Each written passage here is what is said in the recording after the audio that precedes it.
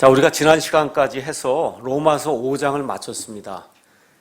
그래서 로마서의 이제 그 개관을 볼 것 같으면은 1장에서 5장은 사람이 어떻게 하나님 앞에서 의롭다함을 얻을 수 있는가, 보통 우리가 칭의라고 이야기하는데 칭의에 대한 내용이 1장에서 5장에 이제 기록이 되어 있습니다. 자, 그래서 이제 사람이 구원받은 이후에 하나님 앞에서 옳다고 인정받은 이후에 그 사람의 삶이 어떻게 변해야 되는가, 그걸 우리가 성화라고 이야기하는데 그 성화 영어로는 sanctification 이렇게 되어 있습니다. 그래서 이 성화라고 하는 과정에 대한 내용이 6장에서 이제 8장에 이제 기록이 되어 있습니다. 그래서 성화는 말 그대로 거룩하게 분리된다 그런 뜻입니다. 그래서 여기 6장 같은 경우에 가서 보시면 19절에 가서 보시면 이제는 너희 지체를 의에게 종으로 내주어 거룩함에 이르라 그랬어요. 거룩함, 영어로 holiness라고 하는 그런 단어가 나오는데, 그래서 이 거룩함, 그 다음에 또 22절에 가서 보시면 그러나 이제는 너희가 죄로부터 해방되고 하나님께 종이 되어 거룩함에 이르는 너희의 열매를 얻었다 이렇게 기록이 되어 있습니다. 그래서 구원받은 이후에 우리 육신이 이제 죽어서 하나님 앞에 이제 갈 때까지 이 땅에서 살게 되거든요. 사는 동안에 거룩하게 구분이 되는 그런 삶을 사는 그 과정을 우리가 sanctification, 그렇게 해서 성화라고 이야기합니다. 성화. 자, 그래서 6장에서 8장은 사람이 어떻게 성화될 수 있는가를 가르치는 거예요. 다시 말씀드리면 1장에서 5장 사람이 어떻게 구원받아 하나님 앞에 의로운 사람이 될 수 있는가, 그 다음에 6장에서 8장 그 의롭게 된 사람이 어떻게 하나님 보시기에 합당한 그렇게 거룩한 삶을 살 수 있느냐. 우리 사람의 예를 들 것 같으면 어머니 뱃속에서 아기가 응아하고 나옵니다. 그 나오는 그 순간이 우리가 칭의를 받는 그런 순간이에요. 그래서 하나님의 왕국으로 우리의 신분이 옮겨져서 하나님의 자녀가 되는 그 순간이 있어요. 그 자란 그 아기가 나온 이후에는 아기가 정상적인 그런 사람으로 삶을 살기 위해서는 한 20살까지 자라나야 되거든요. 그렇죠? 계속해서 젖을 먹고 자라요. 그렇게 자라서 남자 같으면 이제 군인 갈 수 있는 그런 나이가 이제 되면 그럼 성숙한 사람이 되는 겁니다. 그러한 그 과정이 있듯이 예수님을 믿는 것도 born again, 하늘로부터 다시 태어나는 그 일이 있어야 돼요. 그 일이 있은 이후에는 한 번 태어나면 그 이후엔 자라는 게 있어야 됩니다. 그 자라는 과정을 우리가 성화다 이제 그렇게 이야기할 수가 있습니다. 그래서 구원에 대해서 이야기하면서 성경의 문맥을 가서 보면 구원이라고 이야기할 때 과거에 완전히 끝난 그런 구원이 있고 지금 이 시간에 이루어지는 그런 구원이 있고 그 다음에 앞으로 이루어질 그런 구원이 있다. 이제 그렇게 이제 문맥적으로 볼 수가 있는데 대부분의 경우는 과거에 완전히 이루어진 그런 구원에 대해서 성경이 많이 이야기를 합니다. 그래서 과거에 완전히 이루어진 구원은 예수님의 십자가의 보혈의 공로를 통해서 죄의 형벌로부터 구원받는 거예요. 죄의 형벌로부터 구원받는 것. 그 내용이 로마서 1장부터 5장에 이제 기록이 돼 있고, 그 다음에 죄가 그 이후에도 우리가 육신이 지금 남아있기 때문에 죄가 권능을 가지고 있고 파워가 있어서 우리를 자꾸 지배하려 들거든요. 그렇게 될 때 이 성화라고 하는 건 죄의 파워에서 구원받는 거, 이게 성화입니다.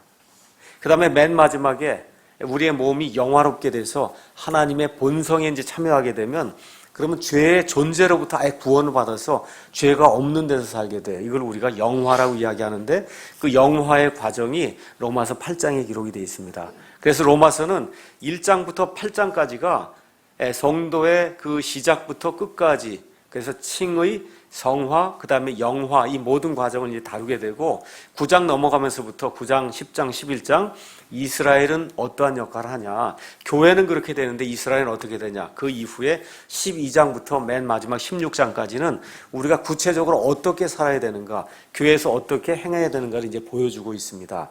자, 그러면 6장 이제 우리가 공부를 하는데 6장의 총 주제는 한마디로 구원받았으면 어떻게 살아야 되겠냐 그 얘기입니다. 구원받은 이후에 죄가 없으면 좋겠는데 구원받은 이후에도 계속 죄가 나오거든요. 맞습니까? 그럼 어떻게 죄를 이길 수 있겠느냐? 그 내용을 지금 다루는 거예요.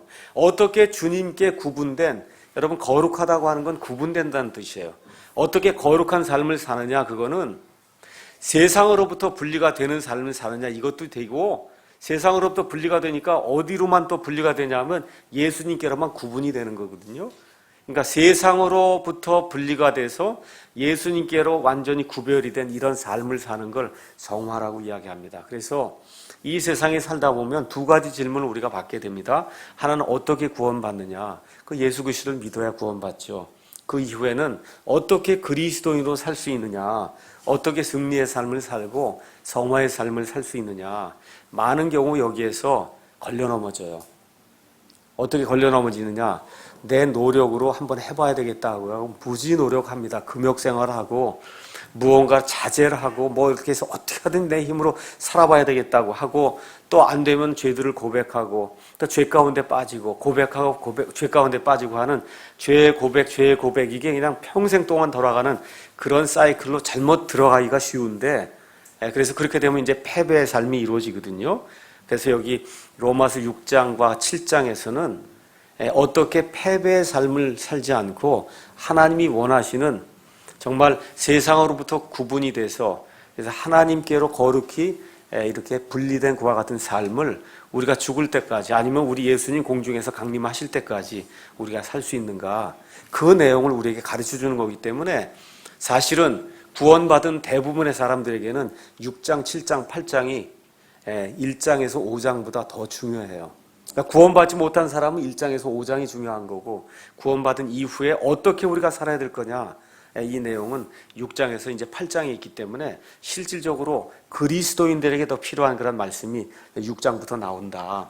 그 내용을 저와 여러분이 기억하시면서 제가 먼저 간단하게 그 6장에 나오는 그런 내용을 정리를 하겠습니다. 1절 가서 보면 죄에 거하면 안 된다 이 말씀이 나오고 2절 가서 보시면 죄 가운데 더 이상 살면 안 된다 이런 말씀이 나오고 4절 가서 보시면 예수님으로부터 새로운 생명을 받았기 때문에 새 생명 속에서 걸어야 된다 이런 말씀이 나오고 6절에 가서 보니까 더 이상 죄의 종으로 살면 안 된다 이런 말씀이 나오고 10절에서 11절에는 이젠 세상으로부터 분리돼서 하나님을 향해 살아야 된다 이런 말씀이 나오고 12절에 죄가 우리를 다스리지 못하게 해야 된다.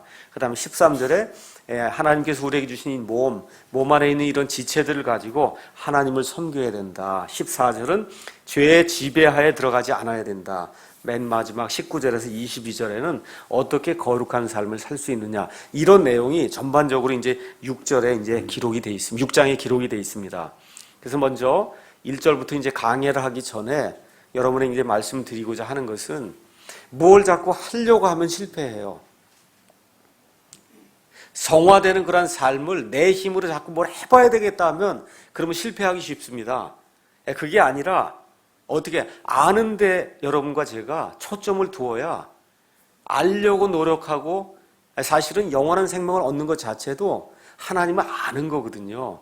근데 성화도 역시 마찬가지예요. 많이 알아야 그래야 실패하지 않습니다.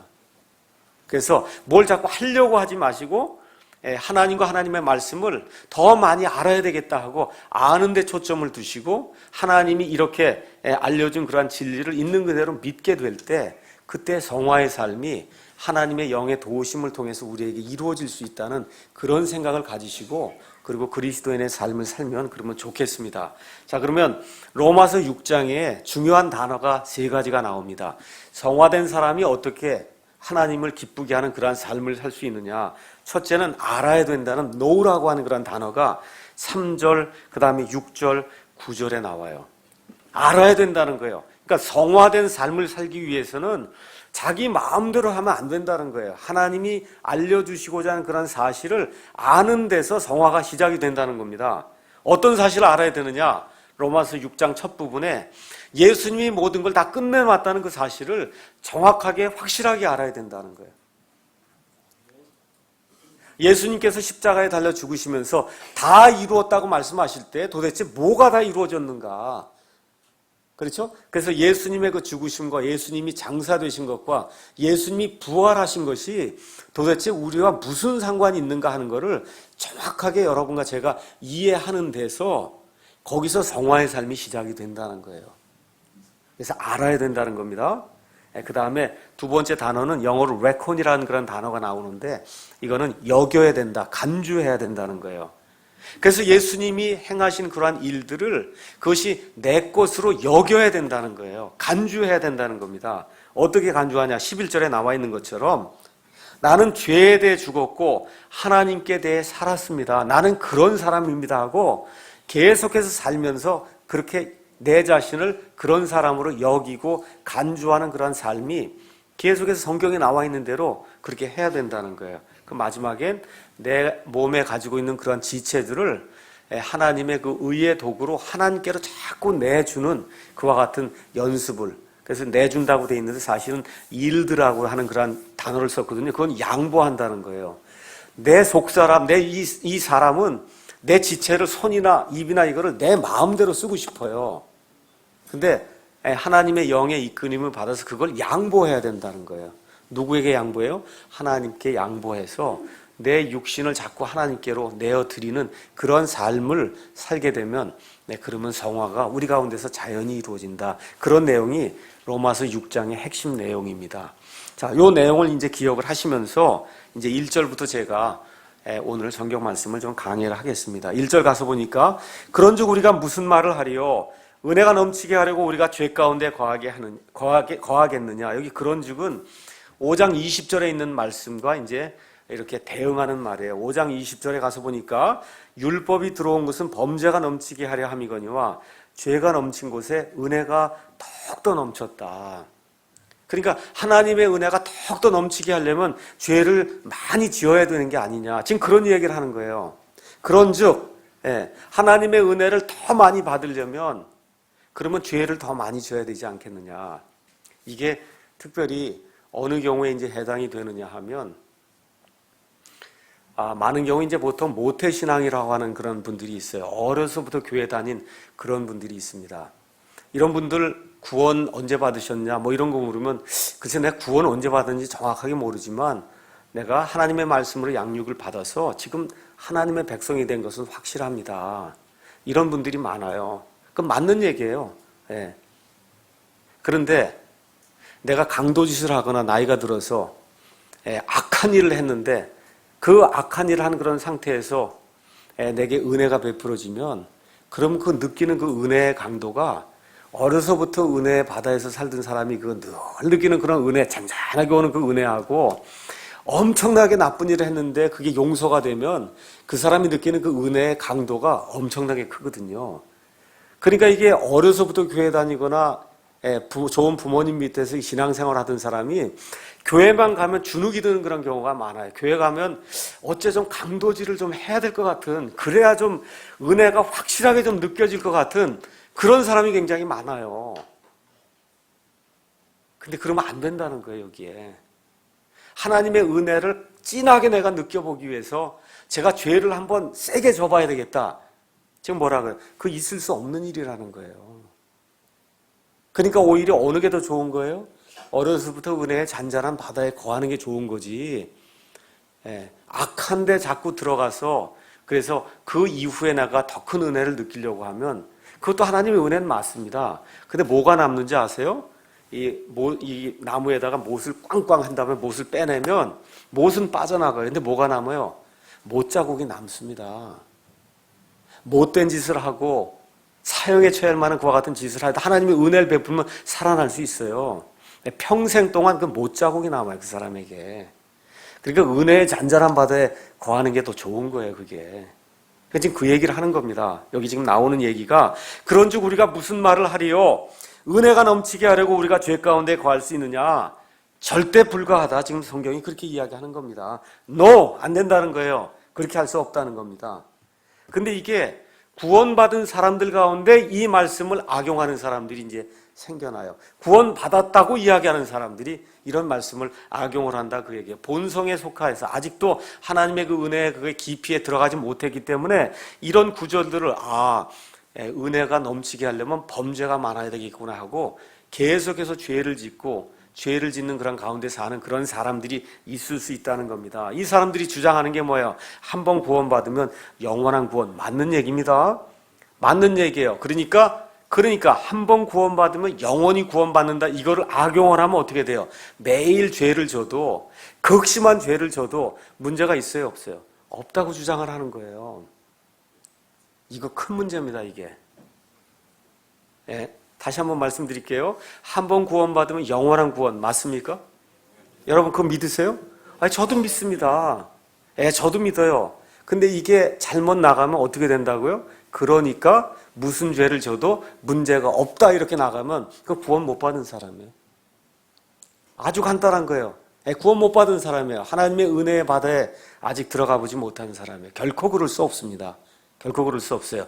구원 받으면 구원받기 전보다 어때요? 죄에 대해서 이 민감도가 더 커져야 돼요.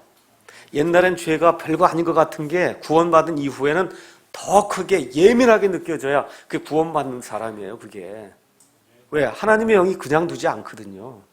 그렇죠? 하나님의 영이 그냥 두지 않습니다. 너 그거 죄다 이렇게 하고 톡톡톡톡 이렇게 치면 그렇죠? 그러면 어떻게 아유 안 되겠구나 그런 마음이 생겨야지 그게 구원받은 사람이에요.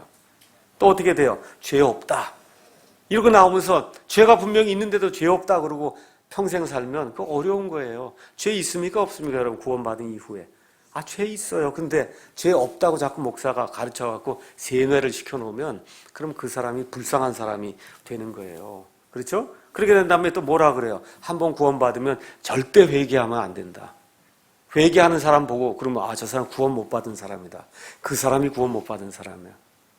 요한계시록에 7 교회가 나오는데 예수님이 계속해서 회개하라 그러잖아요. 교회에. 맞습니까?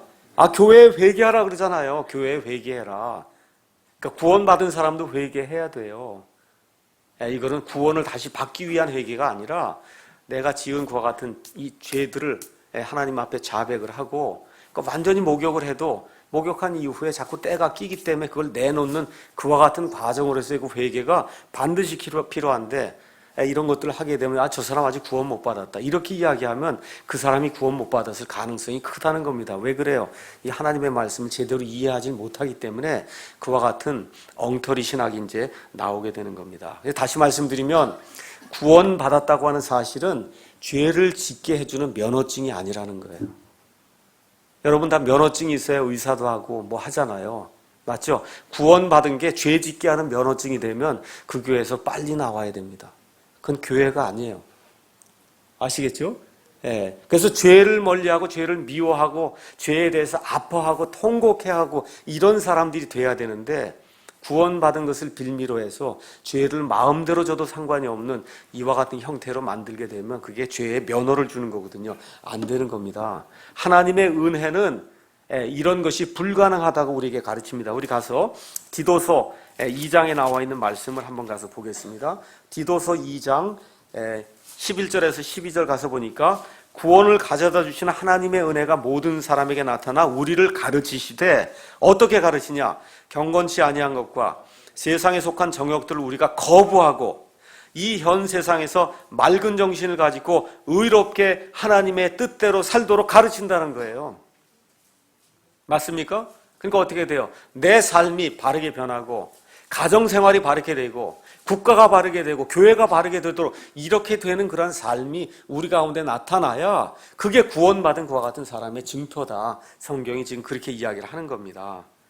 그 다음에 베드로전서 4장 3절 가서 보니까 뭐라고 이제 베드로가 또 이야기하느냐 하면 이렇게 이제 기록이 되어 있습니다. 베드로전서 4장 3절 우리가 색욕과 정욕과 과음과 환락과 연애와 가증한 우상 숭배 속에서 걸어 이방인들이 하고자 하는 바를 행한 것이 다 같이 읽겠습니다. 우리 삶에 지나간 때로 우리에게 어때요? 족하다 그 얘기예요. 지나간 것도 지금 족한데 은혜를 더 충분히 받기 위해서 더 많이 죄를 짓는 거 불가능하다 그 얘기입니다. 그건 하나님 원치 않아요. 저와 여러분이 지금까지 살아온 그 삶의 이 모습을 한번 생각해 봐요. 하나님 앞에 얼마나 부끄러워요. 그것도 부끄러운데 이제 구원받았으니까 더 많이 죄를 짓자? 그건 안 된다는 얘기입니다. 맞습니까? 그건 불가능한 얘기예요. 안 되는 거예요. 그래서 알면서도 지속적으로 죄를 지으면 그러면 구원받지 않은 사람인 것으로 한번 자기 자신을 생각을 해봐야 돼요. 왜 그래요? 오늘 아침에 말씀드렸듯이 나무는 뭐로 알아요? 나무의 열매로 알아요. 나무의 열매가 자꾸 지저분한 게 나오고 악한 게 나오고 마귀의 것이 나오면 그럼 하나님의 나무가 아니라고 저와 여러분이 생각을 해보셔야 됩니다. 이해하시겠죠? 네, 그래서 우리가 구원받았다고 자신해야 될 그런 문제가 아니고 내 삶에서 계속해서 하나님의 뜻대로 살고자 하는 그런 열망이 나오지 않고 자꾸 세상 것 추구하게 되고 부부싸움 하게 되고 아내를 미워하고 남편을 미워하고 뭔가 자꾸 증오가 생기고 네, 이런 일이 자꾸 생기게 되면 이거는 내가 아직 구원받지 못했나 보다 하는 것을 가르쳐 줄 수 있는 그런 증표가 되니까 돌이켜 봐야 돼요. 내 자신이 하나님 안에 있는가. 그래서 하나님의 자녀는 한마디로 죄를 미워하는 사람이에요. 그래서 여러분 장로교인들 중에 퓨리탄이라고 하는 사람이 있어요. 청교도. 퓨리탄은 퓨어라고 하는 단어에서 나온 거예요. 퓨어 순수하다 아시죠? 이 15세기 16세기에 영국에서 살던 이 장로교인들은 어찌나 이 하나님 앞에서 순결하게 되기를 원했는지 마음속에 하나라도 불순한 것이 있으면 그걸 지워버리려고 애를 쓰다 보니까 뭐가 됐어요? 퓨리탄이 됐어요. 청교도가 됐거든요. 그렇게 노력한 그런 사람들이 있는 거예요. 그래서 저와 여러분이 장로교인이라는 얘기가 아니라 마음을 이렇게 퓨리탄들처럼 정말 순결하게 죄를 미워하는 그와 같은 그러한 마음을 가질 수 있도록 마음 관리를 잘 해야 됩니다. 그게 구원받은 사람들의 특징입니다.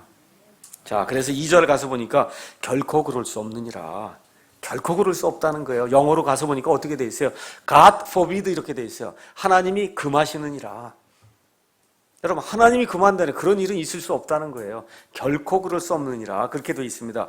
죄에 대하여 죽은 우리가 어찌 그 가운데서 더 살리요. 자, 제가 다시 말씀드릴게요. 죄에 대하여 우리가 죽었다 이렇게 이야기합니다. 이거는 사실일까요? 경험일까요? 그건 사실이에요. 근데 우리가 살다 보면 우리 자신이 죄에 대해서 죽은 것처럼 느끼지 않을 때가 많죠.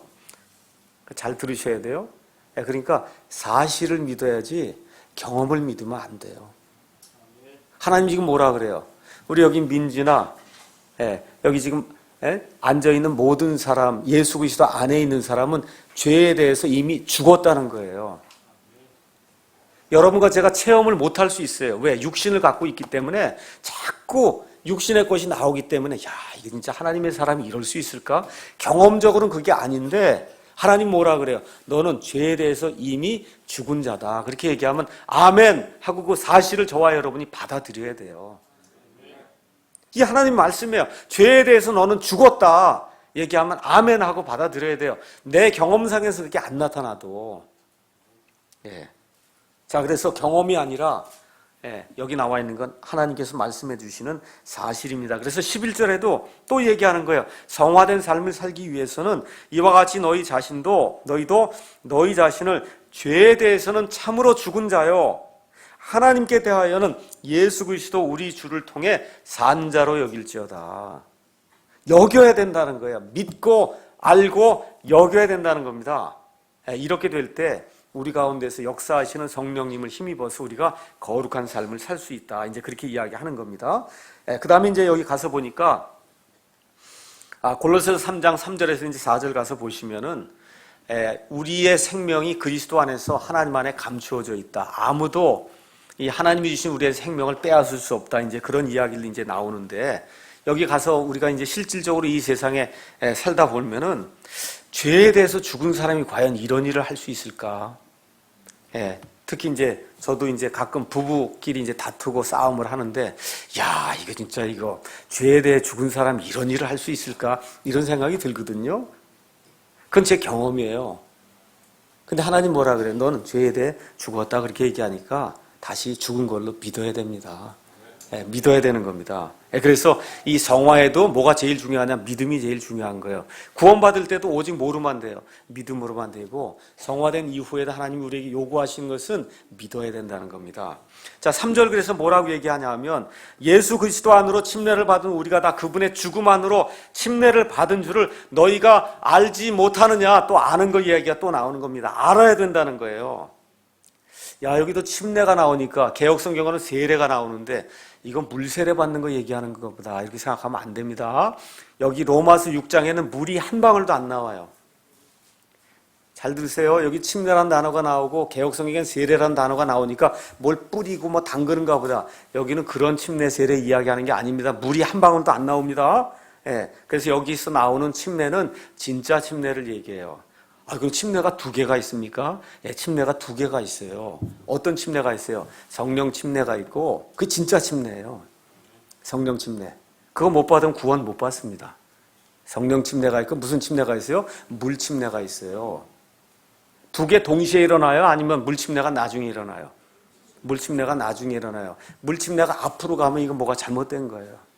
뭐가 먼저 일어나야 돼요? 성령 침례가 일어나고, 성령 침례가 진짜 침례입니다.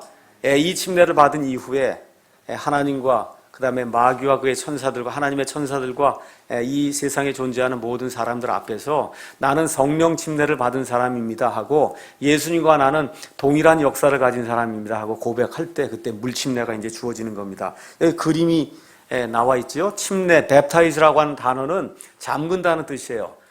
푹 잠근다 그런 뜻입니다.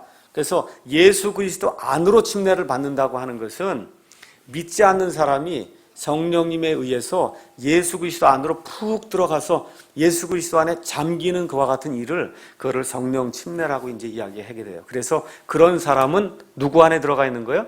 그리스도 예수 안에 들어가는 거예요. 그러니까 로마서부터 시작해서 사도 바울의 서신을 가서 보면 가장 중요한 단어가 나와요. 그게 우리 출판사 이름이에요. 뭐예요? 그리스도 예수 안에. 그리스도 예수 안에 있는 사람이 성령 침례 받은 사람이에요. 얼마나 멋있어요. 그리스도 예수 안에, 그리스도 예수 밖에 있으면 큰일 납니다. 아직 성령 침례를 못 받은 거예요. 그래서 여기 나와 있는 말씀, 예수 그리스도 안으로 침례를 받았다고 하는 건 물 침례나 물세례를 얘기하는 게 전혀 아니고 어떻게 돼요? 그건 목욕탕에 100번 들어갔다 나와도 예수님 안에 못 들어갑니다. 어떻게 돼야 돼요? 하늘로부터 다시 태어나는 그 침례. 그렇죠? 성령님으로 말미암아 우리가 받게 되는 그와 같은 그 침례, 이 육신에 행하는 그런 할례가 아니라 마음속에 행하는 그와 같은 할례, 이와 같은 성령 침례를 저와 여러분이 받게 될 때 그때 우리의 전 존재가 예수 그리스도 안에 푹 잠기는 그런 일이 생깁니다. 이거를 성령 침례라고 이야기해요. 그럼 성령 침례는 일생에 몇 번 생길까요? 몇 번 생겨요? 한 번 생기는 겁니다. 침례받고 하면 안 돼요. 성령 침례는 한 번 생기는 거예요. 예수님을 내 구원자로 영접하는 바로 그 순간에 하나님의 영께서 저와 여러분의 전 인격체를 예수 그리스도 안에 쑥 넣어줘서 푹 잠기게 만드는 그와 같은 일이 생기게 됩니다. 우리 다 같이 가셔서 고린도후서 5장 17절에 있는 말씀을 잠깐 보겠습니다. 고린도후서 5장 17절에 이제 가서 보니까 그런즉 누구든지 그리스도 안에 있으면 그는 새로운 창조물이라. 옛 것들은 지나갔으니 보라 모든 것이 새롭게 되었도다. 이게 성령 침례 받을 때 저와 여러분에게 일어나는 그런 일입니다. 그래서 이런 내용들을 꼭 기억을 하시기 바랍니다. 자, 그 이후에 그럼 물 침례를 받는데 물 침례는 구원받은 이후에 이루어지는 의식입니다. 자, 그러면 제가 간단하게 여쭤볼게요. 성령 침례가 없으면 천국에 갈 수 있어요, 없어요? 있어요, 없어요? 없습니다. 물 침례 안 받아도 갈 수 있어요, 없어요? 있어요. 그래서 많은 사람이 세례 받아도 천국에 갈 수 있는 거예요. 무슨 얘기인지 아시겠어요? 세례 받아도 갈 수 있는 거예요. 왜 그래요? 그 예수님을 영접하는 순간에 뭘 받았어요? 성령 침례. 그러면 침례교인만 구원받습니까? 불가능해요. 장로교를 다니든지 감리교를 다니든지 침례교를 다니든 심지어 가능성은 굉장히 희박하지만 천주교회를 다녀도 예수 그리스도의 말씀으로 사람이 거듭나서 성령 침례를 받으면 그 사람이 어디에 속해 있든지 심지어 교회를 안 다녀도 구원받을 수 있습니다. 그러니까 잘못 생각해서 이거 침례교회만 다녀야 구원받는가 보다 이렇게 생각하면 완전 오산입니다. 이 침례교회 다니고 목욕탕 속에 100번 들어갔다 나와서 침례를 받아도 성령 침례가 없으면 구원받지 못합니다. 이해하시겠죠? 그래서 성경에 가서 보시면 침례가 여러 군데가 나와요. 특별히 이런 것들은 저와 여러분이 잘 구분하셔야 됩니다. 마태복음 3장에 가서 보시면 예수님께서 이제 오실 때 침례자 요한이 예수님의 사역에 대해서 이제 말씀하는 그런 내용이 나와 있습니다. 마태복음 3장 11절에서 12절. 참으로 나는 회개에 이르도록 너에게 물로 침례를 주거니와 내 뒤에 오시는 분은 나보다 능력이 더 있으심에 나는 그분의 신발을 나를 자격도 없노라. 그분께서는 너에게 성령님으로 침례를 주시고 불로 침례를 주시리니. 그래서 불 침례 받아야 된다. 이제 보통 장로교나 감리교식으로 얘기하면 불세례 받아야 된다. 그리고 불세를 받으라고 난리를 피우거든요. 근데 거기 가서 보니 그 다음 절에 그 성령 침례가 뭐고 불 침례가 뭔지 거기 나와 있어요. 곧 손에 키를 들고서 자신의 타작마당을 철저히 정결하게 하사 자신의 알곡은 모아 곳간에 들이시되. 알곡으로 되는 사람이 성령 침례 받는 사람이고, 껍데기로 드러나는 사람이 있어요. 껍데기는 끌 수 없는 불로 태우시리라. 그러니까 어떻게 돼요? 이게 불 속에 푹 잠기는 그런 침례를 받는다는 거예요. 껍데기가 돼서. 그러니까 이게 머리에만 뿌리면 안 되거든요. 이게 어떻게 돼요? 나중에 성령 침례도 어떻게 돼요? 푹 잠겨야지. 머리에만 톡톡톡 이거 오면 안 되는 거예요. 푹 잠겨야 되는 겁니다. 나중에 구원받지 않은 사람도 불 속에 푹 잠겨야지. 여기만 불이 있으면 안 되는 거예요. 그래서 침례는 푹 잠그는 거예요. 예수님 안에 성령님으로 푹 잠그든지 아니면 지옥불 속에 푹 잠기든지 둘 중 안에 하나예요. 그러니까 불세례 받으면 큰일 나는 겁니다. 아시겠죠? 예. 불침례도 안 되고, 차라리 불침례보다 불세례가 좀 낫겠네. 여기만 있으니까. 그렇죠? 예, 안 되는 거예요. 예, 그래서 성령 침례를 받아야지. 부흥회 때 불세례 받았다 그러면 당신이나 받으시오 하고 뛰쳐나와야 돼. 그건 잘못된 겁니다. 예. 자, 그 다음에 성령 침례와 성령 충만이 에베소서 5장 18절에 가서 보니까 술 취하지 말라. 거기에는 과도함이 있나니 너희는 오직 성령으로 충만해라.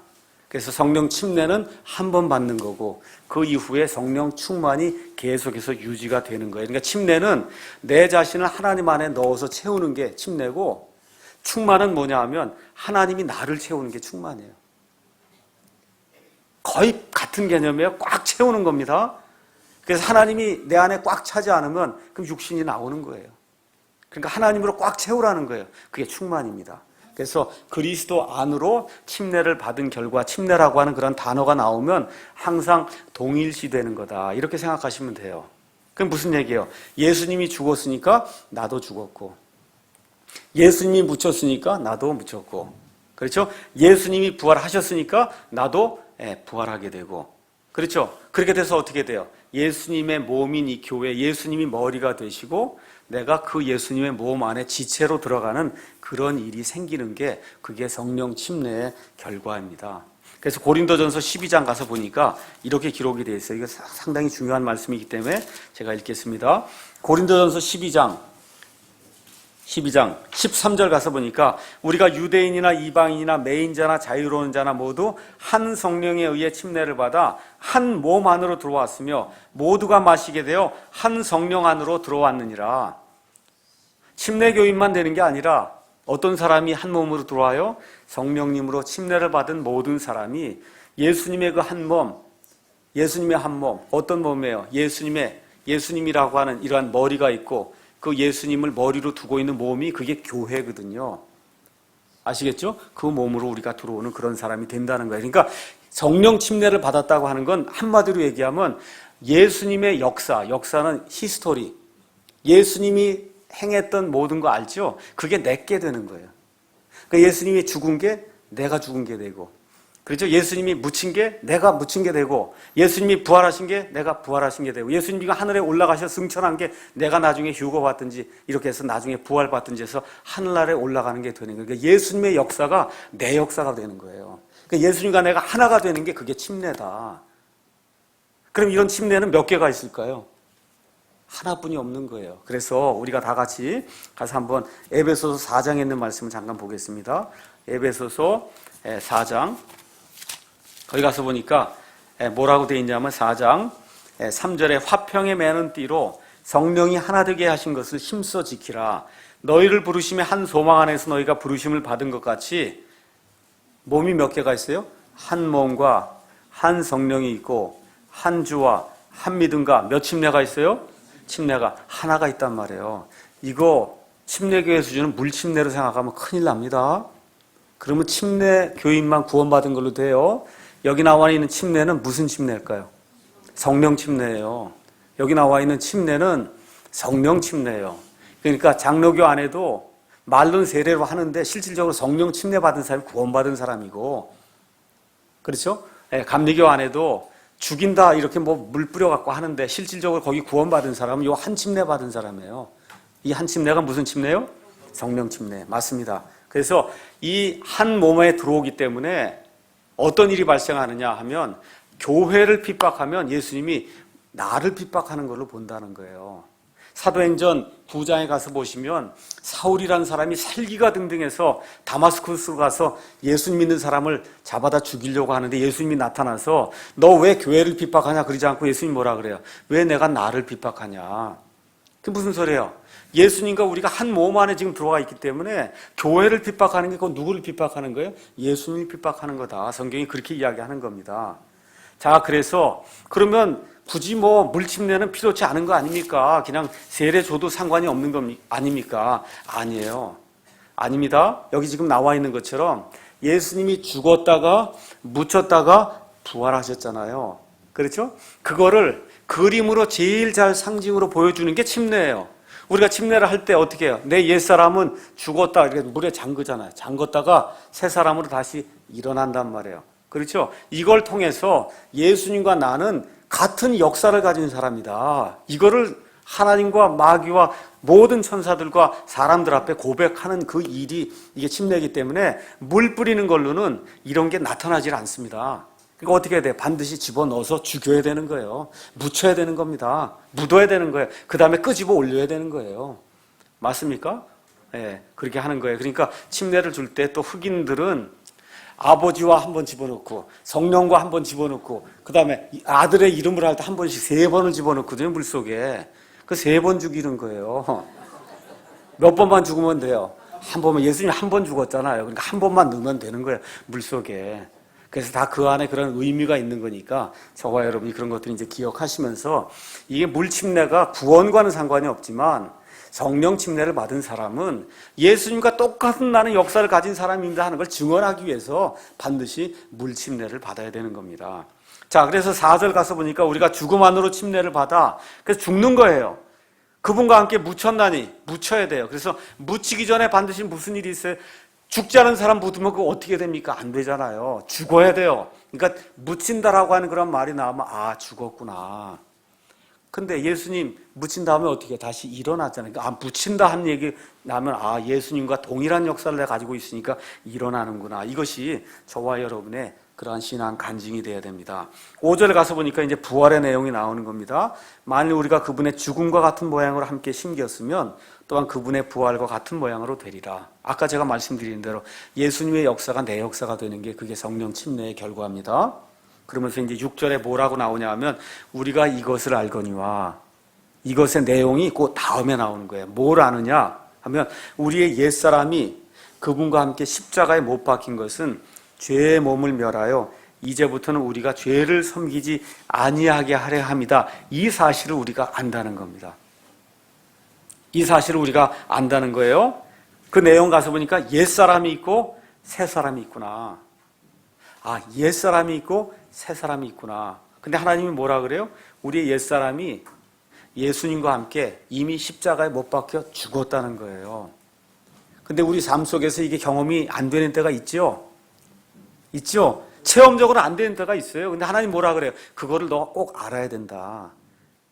저와 여러분이 체험이 안 될 때마다 이 구절을 와서 나는 예수님과 함께 십자가에 죽은 사람입니다. 죽은 사람입니다 하고 알고 믿고 그대로 받아들여야 된다는 거예요. 예, 그래서 옛사람은 첫사람 아담 안에 있기 때문에 내가 가지고 있는 모든 게 다 옛사람이에요. 타락한 사람이에요. 육에서 난 겁니다. 새사람은 마지막 아담 그리스도 안에 있기 때문에 내가 가지고 있는 모든 거, 구속받은 사람, 성령에게서 난 사람. 근데 이 새사람은 구원받기 전에 존재하지 않습니다. 저 밖에 믿지 않는 사람은 오직 옛사람만 있어요. 저와 여러분에게 두 개가 다 있고. 맞습니까? 저와 여러분에게 두 개가 다 있어요. 그래서 예수 믿고 나면 갈등이 많이 생기는 거예요. 예수 믿기 전에 갈등할 이유가 없어요. 왜 그래요? 이건 옛사람 하나뿐이 없기 때문에 갈등할 이유가 없습니다.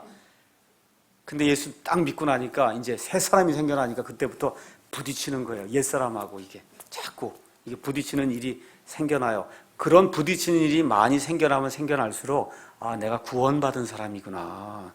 그런 확신을 가지시면 되는 거예요. 야, 내가 이거 구원받았는데 왜 이렇게 이게 사는 게 예수님 뜻대로 안 될까?